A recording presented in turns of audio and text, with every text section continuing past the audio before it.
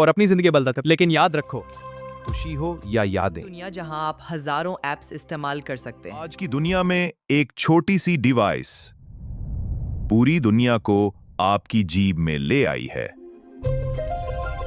ये है Android mobile, एक स्मार्ट सिस्टम जो आपकी हर जरूरत को पूरा करता है।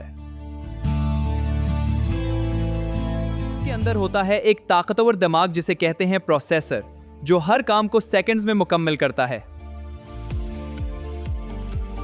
इसके अंदर होता है एक ताकतवर दिमाग जिसे कहते हैं प्रोसेसर, जो हर काम को सेकंड्स में मुकम्मल करता है।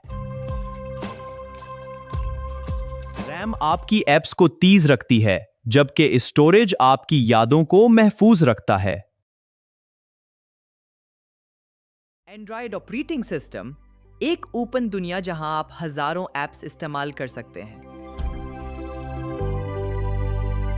कैमरा जो हर लम्हे को हमेशा के लिए कैद कर लेता है, चाहे वो खुशी हो या यादें।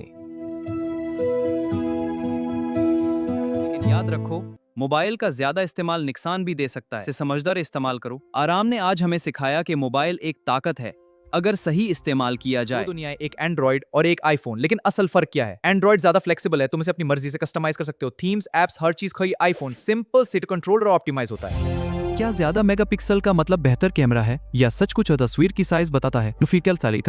Mobile camera AI ISR software solution से बेहतर में होती है।